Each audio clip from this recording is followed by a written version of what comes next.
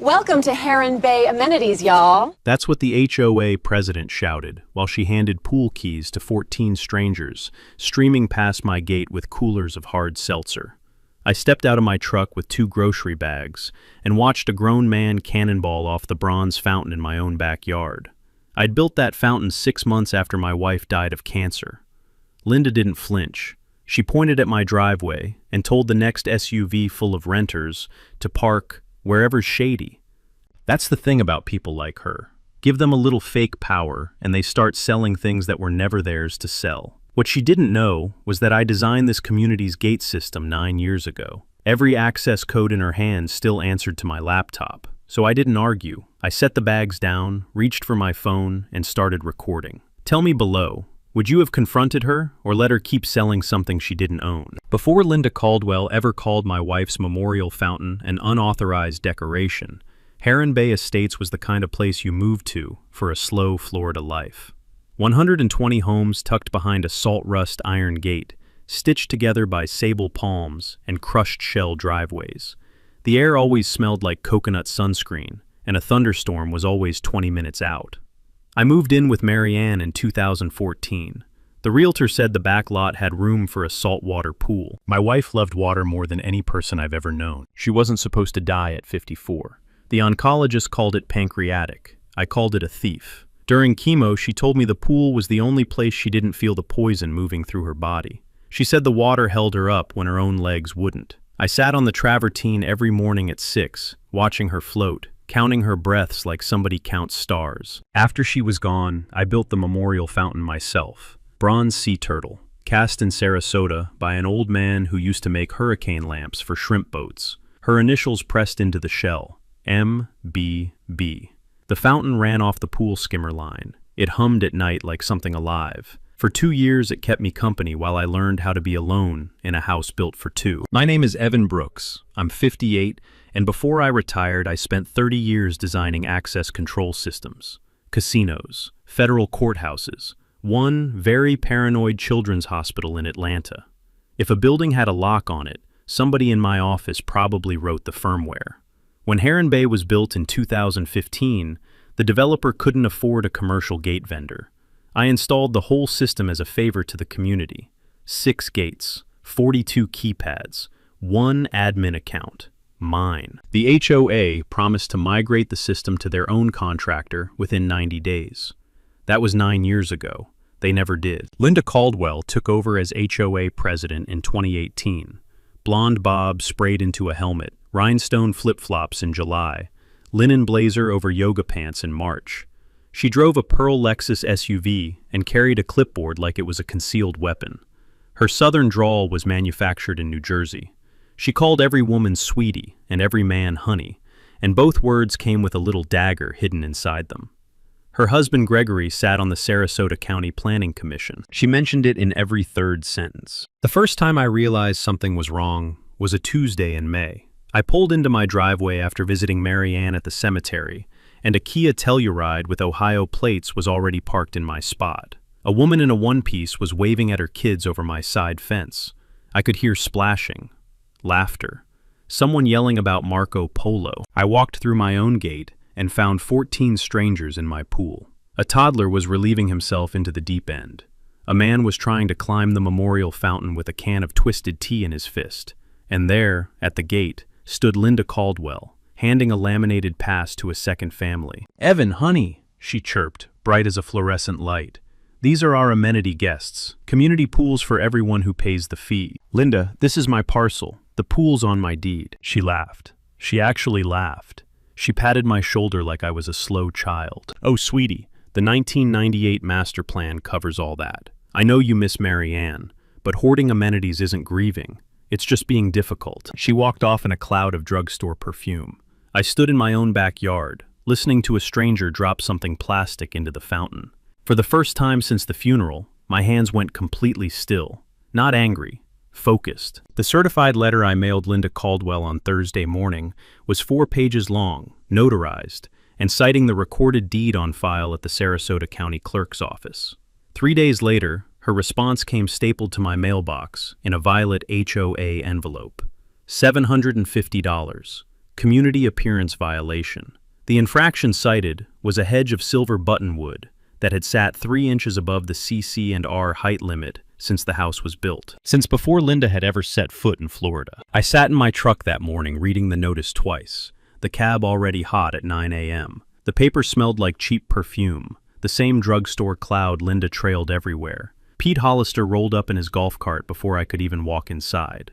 Pete was 71, retired charter boat captain, 1 bad knee, 1 good rum habit, and a 6th sense for neighborhood drama sharper than most people's eyesight. "She's running Airbnbs," Pete said, before good morning, before anything. "Her LLC. I've seen the paperwork at the marina where my son docks. Caldwell Coastal Hospitality, 11 properties." I looked up at him over the notice. 11? Your pool's listed in every one of them as a private resort amenity.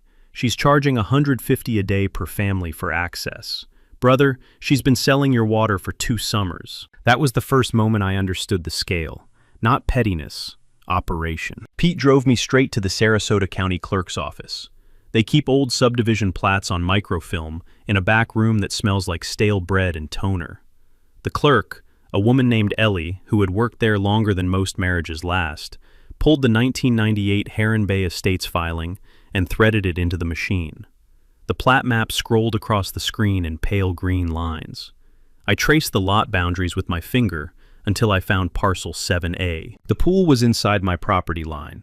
All of it. Every travertine slab. Every inch of the memorial fountain. The HOA's Common Area Update, filed in 2004, had drawn a new line over the top of my parcel without a boundary survey, without a signature from the original lot owner, meaning without my predecessor's consent. On paper, the common area claim was about as valid as a crayon drawing. Ellie printed me 3 copies and said softly, "Honey, you've been paying common area assessments on that pool for how long?" 10 years. They owe you back every cent. On the drive home, Pete cracked open a tall boy in the passenger seat, because Pete's rules about drinking in cars had expired sometime during the Clinton administration.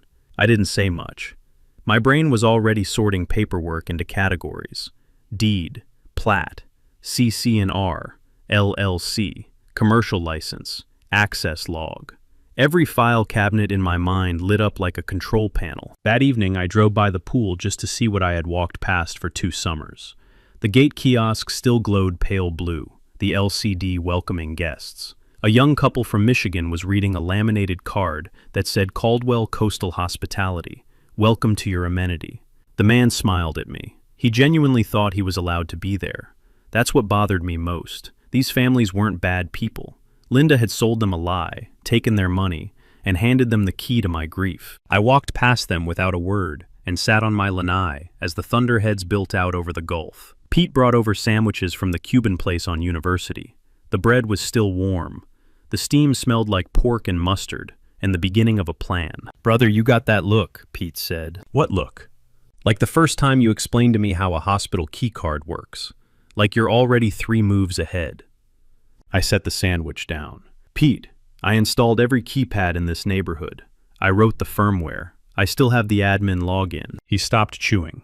"Evan, you telling me what I think you're telling me? I'm telling you Linda Caldwell is selling access to a system that still belongs to me, on paper and on the server." The first drops of rain hit the screen.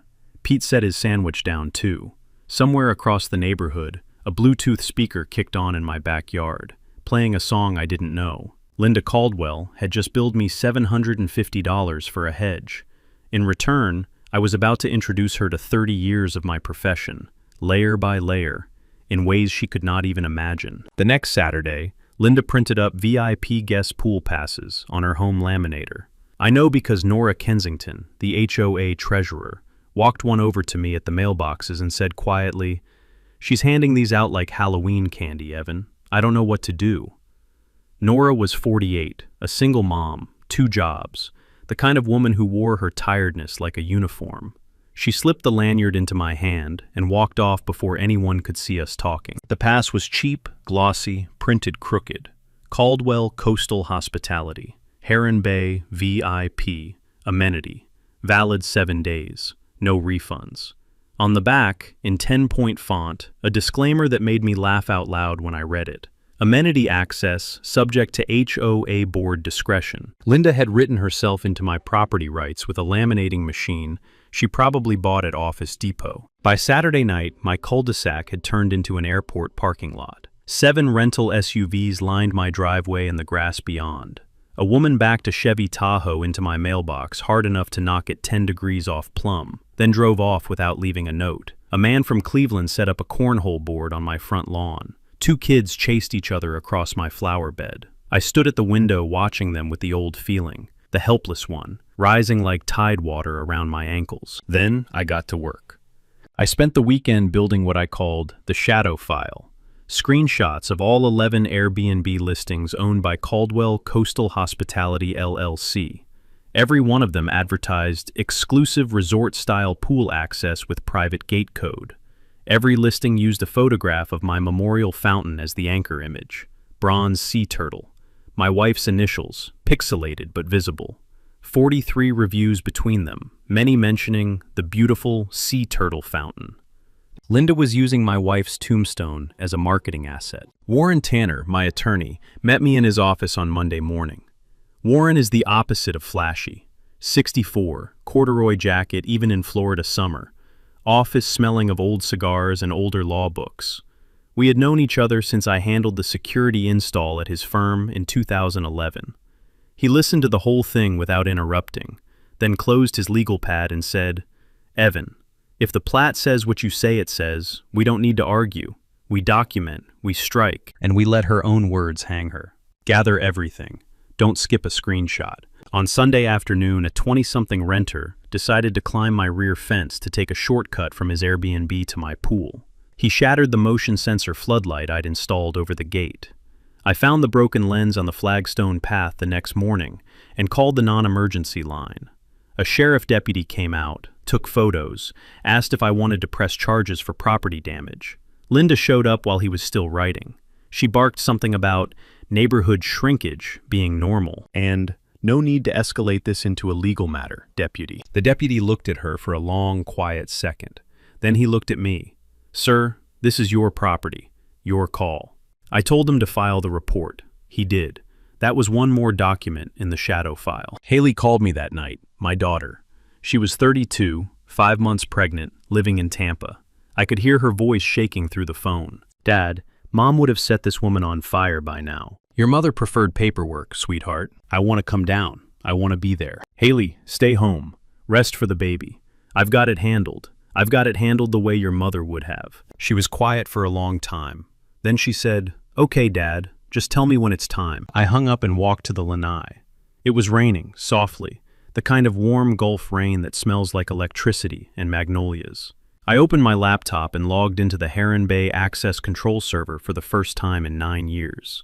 The dashboard loaded exactly like I'd left it. 6 gate nodes, 42 keypads, 1 admin account. Still mine, still green, still waiting. I didn't do anything that night.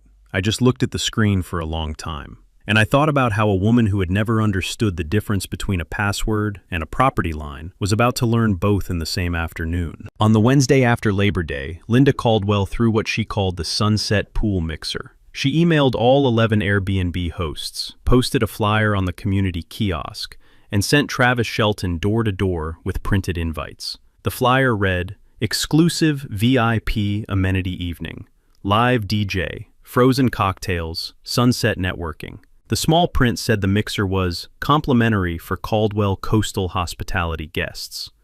41 people showed up. Half of them had never seen a homeowner's pool before. I watched it from my kitchen window with the lights off. Pete sat beside me nursing a Diet Coke. He'd quit beer 2 days earlier because, as he put it, "Brother, when a war starts, the captain stays sharp." We ate leftover arroz con pollo out of a single takeout container. Outside, a Bluetooth speaker the size of a beer cooler played the kind of tropical house music that sounds like somebody trapped a dolphin in a synthesizer. At 8:47 p.m., a man in swim trunks who had been doing cannonballs for an hour climbed onto the lip of the memorial fountain. He balanced there like a diver on a board, yelled something I couldn't hear over the music, and launched himself backward. His heels came down on the bronze shell. I heard the crack all the way across the yard. It sounded like a rifle shot muffled underwater. The sea turtle snapped off at the base. Pete stood up. I did too. We walked out onto the lanai together without speaking. In the blue underwater pool lights, I could see the bronze shape slowly sinking toward the deep end, dragging the initial plate behind it like a broken wing.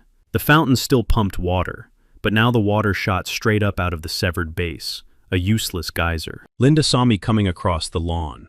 She raised a plastic wine glass and called out, "Evan, come grab a margarita." I stopped 6 feet from her. "Linda, that fountain is a memorial. For my wife. Somebody just broke it." Her face did something complicated. Irritation flickered through the fake cheer for half a second. Then she recovered, tossed her hair, and said, "Evan, sweetie, these things happen at community events. It was an unauthorized decoration anyway.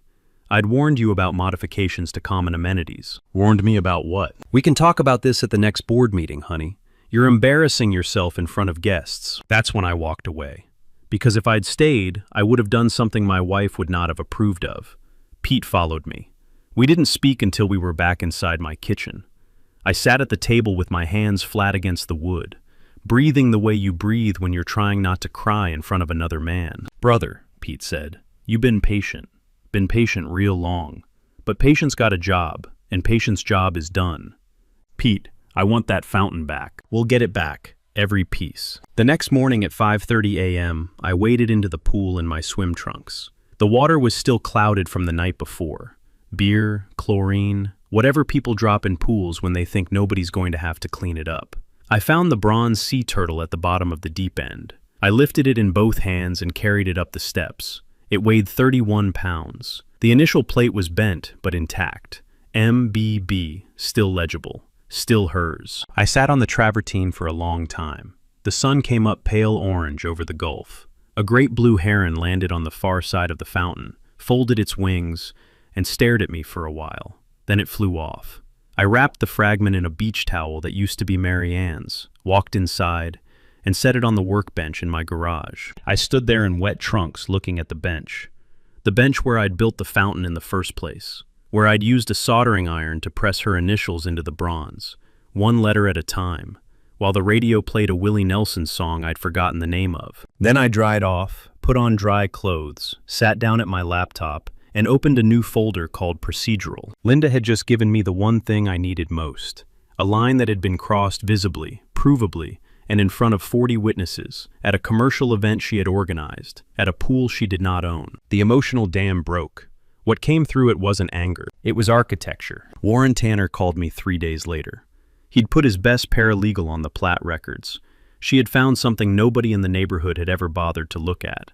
When the original developer, Coastal Capital Estates, filed the 1998 subdivision map, they had platted the pool parcel, Lot 7A, as a private recreational easement appurtenant to my home lot, meaning the pool had been specifically deeded to the owner of my house, not the HOA, not the common area, the owner of my house. The 2004 update that folded the pool into the HOA's common area was signed only by the HOA board and filed without the required boundary survey.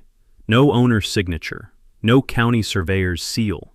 It was administratively invalid under Florida recording law, which meant the HOA had been collecting assessments on a pool it had never legally owned for 22 years. "Evan," Warren said on the speakerphone, "they built a pool for you and then spent 2 decades pretending it wasn't yours." What else did she find? "Your predecessor on the deed, the original owner, died in 2012, and the estate executor transferred the lot to you in 2014 with the easement still recorded. It ran with the land. You already owned the pool the day you closed. You just didn't know it." I sat down on the edge of my couch. Mary Ann would have loved that sentence. She'd have laughed until she cried. You already owned it. You just didn't know. That was Friday. Saturday night, Pete brought Nora Kensington to the Waffle House on Tamiami Trail. The rain was coming down hard enough to rattle the metal roof. Nora slid into the booth across from me, tired, nervous, 2 manila envelopes in her lap. She'd been a single mom since 2016, and she was terrified of losing her day job as a payroll assistant at a landscape company. Linda's husband Gregory had veto power over that company's county permits. Everybody in Heron Bay knew it. "I'm going to lose my job if she finds out I'm talking to you," Nora said. "Nora, if this goes the way I think it's going, she's not going to have a job of her own." She handed me the first envelope. 2 years of deposit slips from the HOA's checking account. Then she handed me the second one. 2 years of deposit slips from Caldwell Coastal Hospitality, LLC. The second one included $87,400 in amenity access fees, collected from Airbnb guests across 2 summers. Not a penny of it had ever touched the HOA's books. She told the board she was consolidating administrative expenses, Nora said. Treasurer signs everything, but I never had access to the LLC account. That was just Linda's. Any of this paper trail cross state lines? Every Airbnb platform that sent her a 1099 is out of state. Yes. Wire fraud. Federal. The third thing came by accident. Pete Hollister's cousin worked at the county permits office. Gregory Caldwell had fast-tracked variance approvals for 3 R1 zoned properties in Heron Bay, so they could legally operate as short-term rentals. 2 of those properties were owned by Caldwell Coastal Hospitality, LLC. Gregory's own signature was on 2 of the 3 approvals. Conflict of interest. Plain as the shrimp po' boy in front of me. I drove home at midnight in the rain. I did not turn on the radio. I parked in the garage, got out, stared at the bronze fragment on my workbench for a minute, and then said out loud, "Mary Ann, we've got them." The next morning I poured coffee and spoke into my phone's voice recorder. Property, permits, paperwork. 3 locks, 1 key, and I'm the one who installed them. Over the next 3 weeks, I built what Warren Tanner would later call the cleanest civil action he had ever filed. We worked in 4 parallel lanes. Lane 1 was the legal lane. Warren drafted a quiet title action in Sarasota County Circuit Court to formally declare Parcel 7A my sole property and invalidate the 2004 Common Area Update. Alongside it, he filed a declaratory judgment demanding the HOA refund 22 years of wrongful assessments, plus damages for commercial use without consent. Florida quiet title actions have a 20-day answer window. We timed the filing to a Friday, so Linda's 20 days included 2 weekends and the holiday week. She'd lose 8 business days before she even understood she was in court. Lane 2 was regulatory. I filed 3 complaints in a single week. The Florida Department of Business and Professional Regulation received a formal complaint that Caldwell Coastal Hospitality, LLC had operated an unlicensed commercial pool for 22 months. The Florida Department of Health received a complaint about the Sunset Pool Mixer serving food and beverages without a permit. The IRS received a Form 3949-A with Nora's deposit records attached, flagging $87,000 in unreported rental income. Lane 3 was civic. I called Mallory Pierce at WFLA Channel 8. Mallory ran the investigative desk and once helped a friend of mine expose a fake disabled parking permit racket. I walked her through the paper trail in her office, with Pete sitting next to me drinking a Cuban espresso. Mallory looked up from the bank records and said, "Evan, I want this story. Give me a window." July 4th weekend, 10 a.m. You'll know when. Why that weekend? Because that's when Linda Caldwell thinks she owns this neighborhood the most. Mallory smiled slowly. Okay, I'll have a van 2 streets over that morning. Lane 4 was the one that was mine alone. The technical lane. The server. On a Sunday afternoon, I drove to Tampa, bought a fresh laptop with cash, and spent 6 hours rebuilding the admin environment for the Heron Bay access control system on a machine Linda could never trace back to me. Then I wrote a scheduled task. 10 a.m. Eastern Time, July 4th. 1 command. All 6 gate latches would engage. All distributed pool access codes would expire simultaneously. The LCD at the main gate, the pool kiosk, and the 2 side gates would light up red with a 64-character message citing the circuit court filing number and Florida Statute 810.09 for criminal trespass on private real property. Every attempted keypad entry would be time-stamped and logged to an off-site server. I tested it 3 times on the staging environment. It worked clean. I armed it. Green light. T-17 days. Pete, Nora, Warren, and Joanne Pettigrew came over that Saturday night. Joanne was 67, a retired reference librarian who had lived in Heron Bay since 2003 and documented everything in spiral notebooks because that was how she thought. She brought 3 of them. We sat around my kitchen table with a pitcher of sweet tea and a Publix cheese platter. Warren raised the one concern he had. Evan, if this lands wrong on Independence Day, you're the villain locking families out of a pool on a federal holiday. That's the visual. Warren, the families don't know the pool isn't theirs.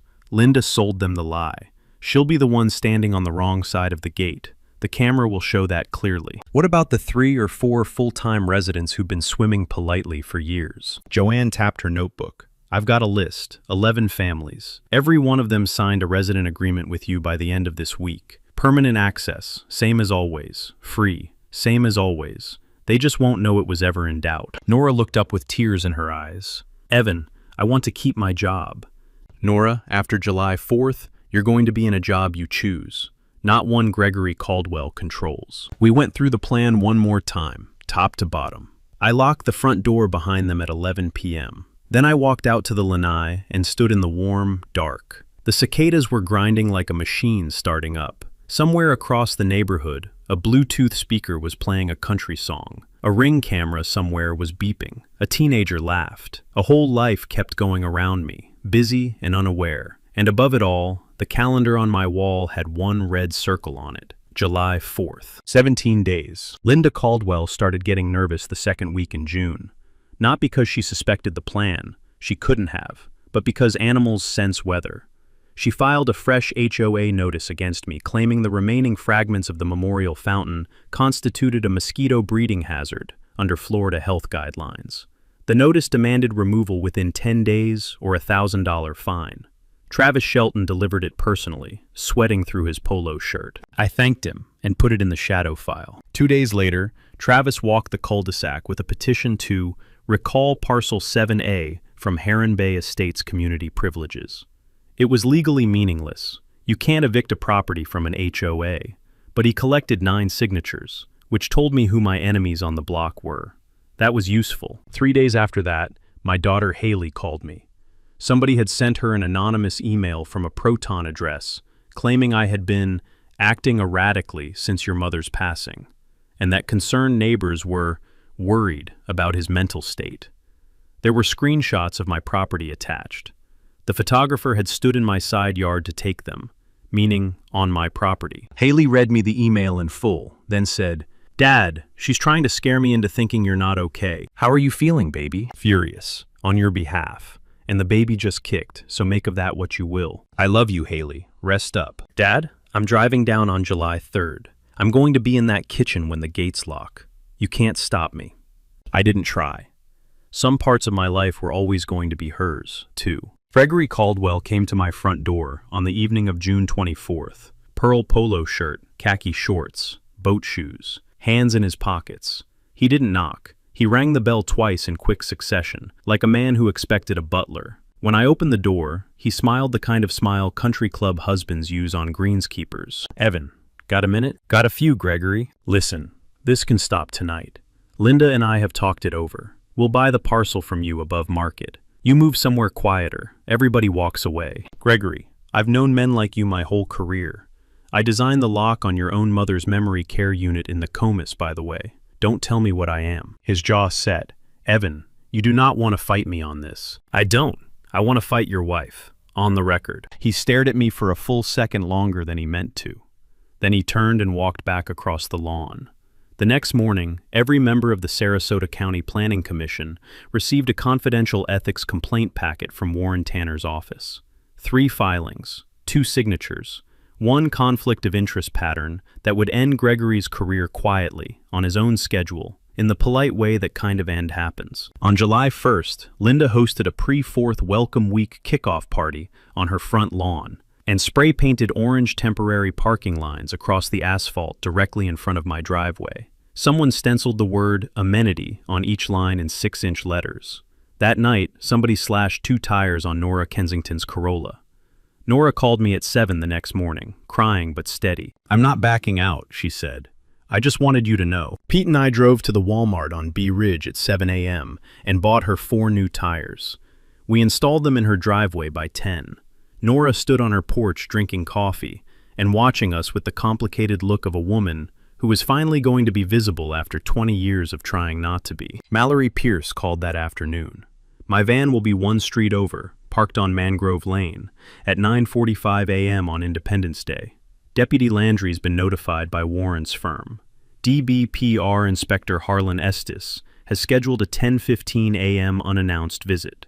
IRS certified mail is routed to arrive at the Caldwell residence at approximately 10 a.m. Everybody synchronized? Evan, this is the cleanest story I've worked in 3 years. Go to bed, wake up early, pour coffee. On the evening of July 3rd, Haley arrived from Tampa. She hugged me at the door and held on longer than usual. Pete brought over takeout from the Columbia restaurant. We sat around the table, 3 of us, and ate Cuban sandwiches and flan like this was any other summer. I didn't explain the plan in detail. Haley knew the shape of it. She knew her father. At 9 p.m., I walked out to the workbench in the garage and unwrapped the bronze sea turtle from Marianne's beach towel.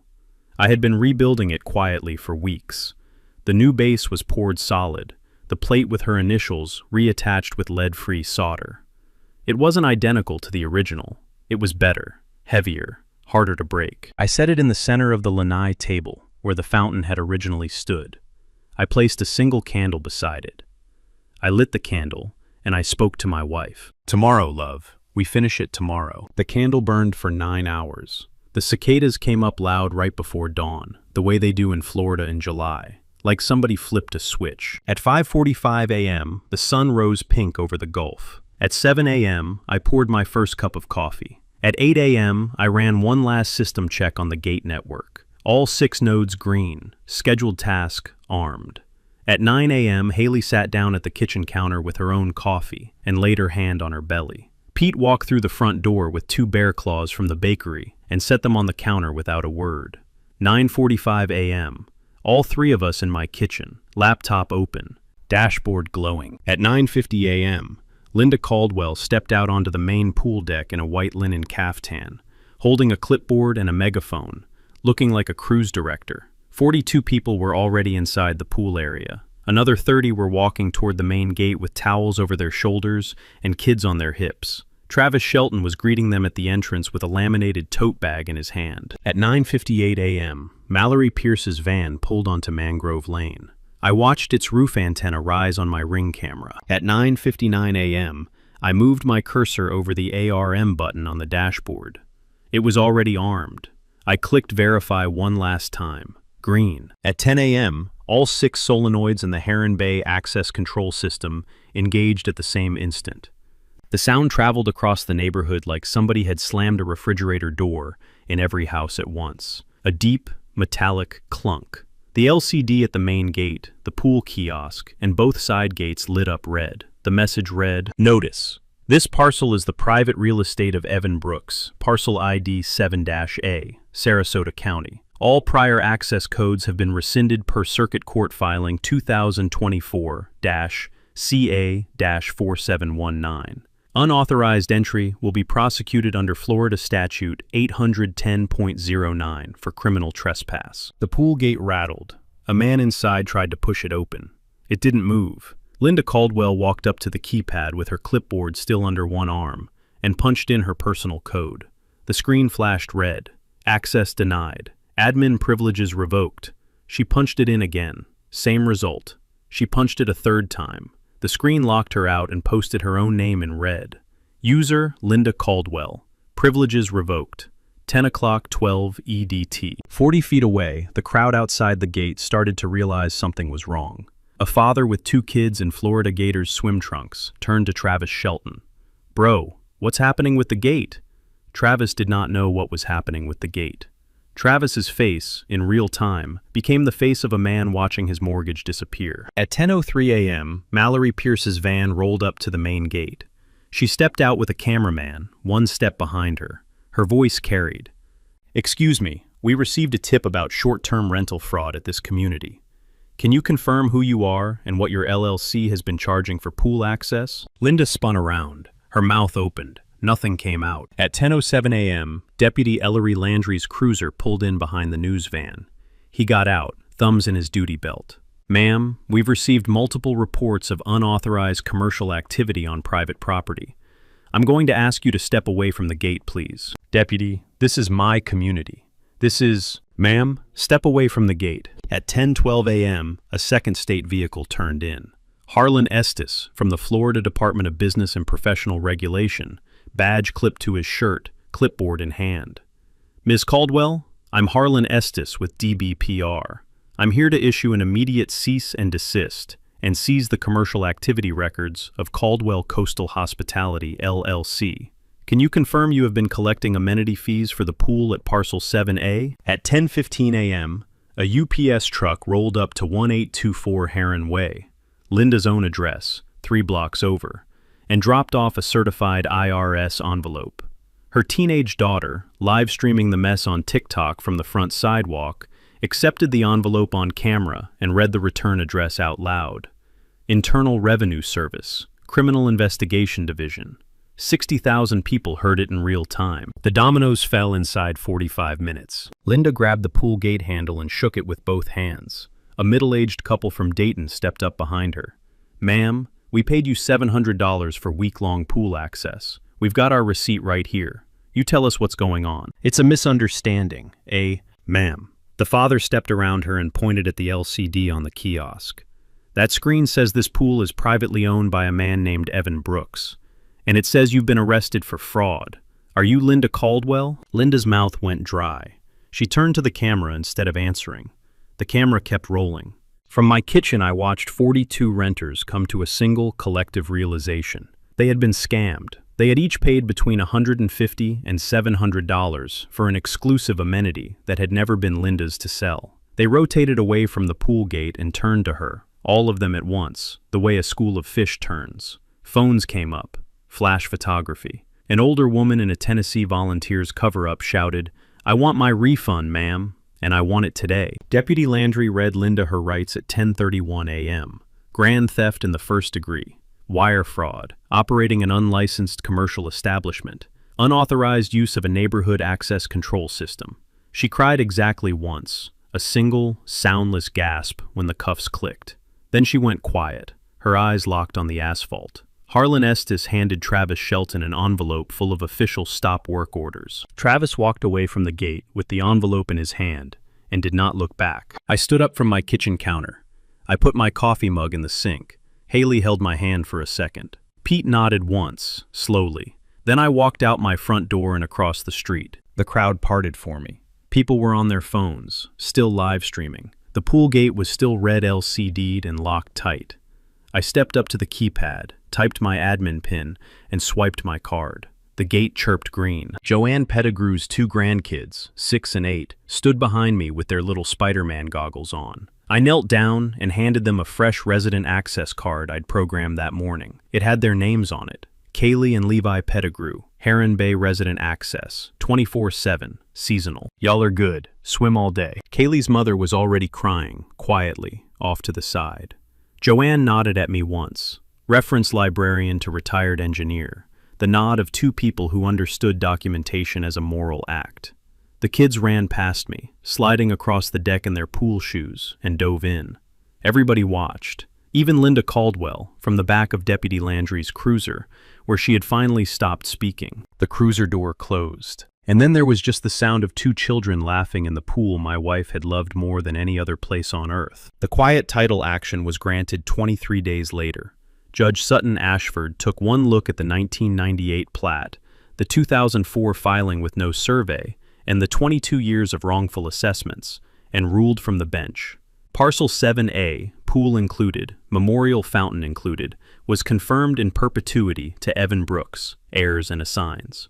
The HOA was ordered to refund 10 years of common area assessments to me, with interest. Warren Tanner cashed the settlement check in my name, and I put every cent of it in a new account I named the Mary Ann Brooks Aquatic Foundation. The HOA dissolved at a special election in September. Joanne Pettigrew was elected the new board president, reluctantly, after telling the assembled neighbors she would accept only if the board minutes were posted publicly within 48 hours of every meeting. They voted yes unanimously, including 3 of the 9 petition signers, who by then had taken their names off that petition in writing. Linda Caldwell pleaded out in November, 3 to 5 years at Lowell Correctional in Ocala, restitution to 47 renters, permanent bar from any fiduciary role in any Florida HOA. Her bookkeeper Brenna Whitworth flipped immediately and gave the state attorney 4 additional counts. Gregory Caldwell resigned from the Planning Commission under an ethics agreement before a formal hearing could be scheduled. The Pearl Lexus got repossessed the second week of September. The Caldwell house went on a short sale listing with a cheerful stock photo of the front lawn that did not quite hide the orange parking stripes Linda had painted in June. The listing sat on Zillow for 108 days. Nora Kensington got an immunity letter and a small whistleblower award from the IRS. She quit the landscaping company the morning her paycheck cleared and took a new position doing payroll at a pediatric dental office 12 miles away. Her boss's first words to her were, "Sweetie, we don't call anybody sweetie here." She laughed for the first time in 2 years. The Marianne Brooks Aquatic Foundation opened on the first Sunday of October. Every Sunday, 9 a.m. to 1 p.m., the pool at Parcel 7A is free and open to any child aged 4 to 14 from Northport, 18 miles east, the community where the drowning rates in this county are highest. I hired a certified Red Cross swim instructor named Addie Ballard, who teaches in English and Spanish, and who, on her first day, taught 11 children to float on their backs. 9 of them had never seen a pool before. 2 of them were afraid of water because they had uncles who had drowned. By the end of the first lesson, all 9 were floating, and one of them told Addie she wanted to grow up to be a marine biologist. The bronze fountain stands back in the center of the pool deck. New base, original initials, a heavier turtle with thicker bronze at the shell joints. There is a small brass plaque on the base that reads, "For Marianne. She loved water. She loved kids. This is the pool she would have wanted." Haley came home on the 1st of December. She brought my granddaughter, who was 7 weeks old, swaddled and sleepy. Haley had named her Marianne Pete Brooks Whitfield. Pete Hollister cried when he heard the middle name. He tried to hide it behind his sunglasses and failed badly. Haley laid the baby in my arms on the lanai, and I sat with her for an hour while the sun set pink over the Gulf. And I told my granddaughter about the woman she was named for, and the quiet voice you use for babies who are almost asleep. Linda Caldwell thought a community pool belonged to whoever had the loudest voice. She forgot that water always finds its own level, and the law, eventually, does too. If you've ever had a neighbor, a board member, or a Karen try to sell something that wasn't hers to sell, tell me your story in the comments below. I read every single one. Some of them end up becoming the next script I write. And if you want to hear what happened when a developer tried to bulldoze a Civil War cemetery to build a walking trail, and the 84-year-old widow who buried him in his own paperwork, hit subscribe, because that one goes up next Friday. From my lanai in Heron Bay, with my granddaughter asleep on my chest, and Pete in the next chair drinking a Diet Coke, thank you for listening. See you next time. So there it is. The woman who spent 2 summers renting out a pool she never owned, arrested on Independence Day at the very gate she thought she controlled. Linda Caldwell's advantage was confidence. Evan Brooks' advantage was that he had installed the locks himself, literally and legally, long before she ever signed her first fake amenity pass. The lesson here is simple and worth writing down. In this country, the paperwork wins the fight, not the loudest voice at the mailbox. Check your deed, pull your plat map, know what you actually own and what you actually only think it owns. Because the difference is sometimes 20 years and $87,000. Drop a comment telling me what you could have done in Evan's place. And tell me about the neighbor or the HOA board in your own life who needs a July 4th moment of their own. Is this one hit? Hit the subscribe button. Because next Friday, I'm telling you about the developer who tried to bulldoze a Civil War cemetery and the 84-year-old widow who buried him in his own paperwork.